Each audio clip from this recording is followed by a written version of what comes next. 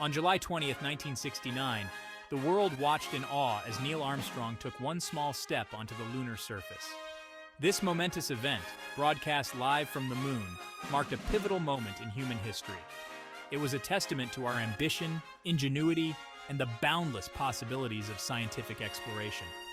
But not everyone accepts this achievement as fact. Some believe it was all an elaborate hoax. They question the authenticity of the moon landing, citing inconsistencies and anomalies in the evidence presented. This essay embarks on an investigative journey. We delve into the heart of this controversy, examining the claims of the skeptics and the counter-arguments of scientists and experts. For those who grew up watching the grainy images of astronauts planting the American flag on the lunar surface, the moon landing is an undeniable reality. But for others, it remains a subject of intense debate and speculation. Moon landing conspiracy theories are diverse, ranging from claims of faked footage to allegations of a government cover-up. The most common theory suggests that the moon landing was staged in a Hollywood studio, with the astronauts acting out their roles. Proponents of this theory often point to the American flag waving in the windless environment of the moon as evidence of fakery. They also question the lack of stars in the background of the photos and videos. Another prevalent theory claims that the radiation belts surrounding Earth would have been lethal to astronauts. Conspiracy theorists argue that the technology in the 1960s was insufficient to protect astronauts from such high levels of radiation. They suggest that NASA would never risk sending astronauts on a mission that would expose them to fatal doses of radiation. Some theories delve into more obscure details, such as the shadows cast by objects in the lunar photographs. They argue that the shadows appear inconsistent with a single light source, implying the use of multiple studio lights. Others point to the absence of a blast crater beneath the lunar module as evidence that it was gently placed on the moon, not landed with the force of a rocket engine. The waving flag, a central point of contention for conspiracy theorists, has a simple explanation. The flag was mounted on a telescopic pole with a horizontal bar across the top to make it fly proudly. The wrinkles in the flag caused by its folded storage during the journey create the illusion of it waving in the wind. The absence of stars in the lunar photographs is also easily explained. The bright lunar surface and the sunlit astronauts required short exposure times for photography.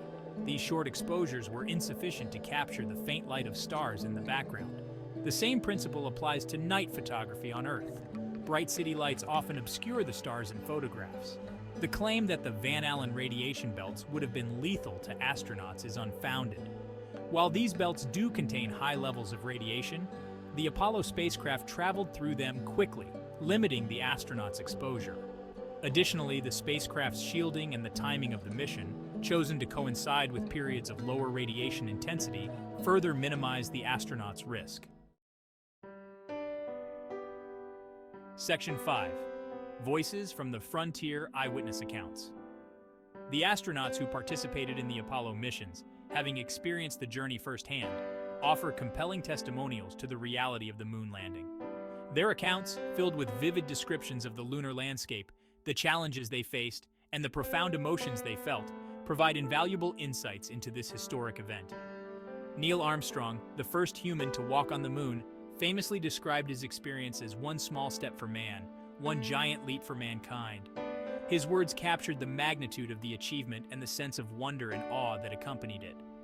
Buzz Aldrin, who joined Armstrong on the lunar surface, spoke of the magnificent desolation of the moon, a stark and beautiful landscape unlike anything on Earth. Other astronauts like Michael Collins, who piloted the command module during Apollo 11, provided equally compelling accounts.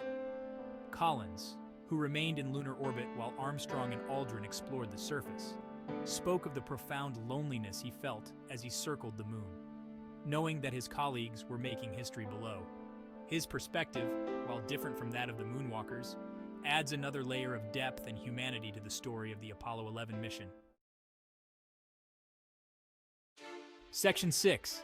Unwavering evidence, leaving our mark on the moon. The evidence supporting the moon landing extends far beyond eyewitness accounts.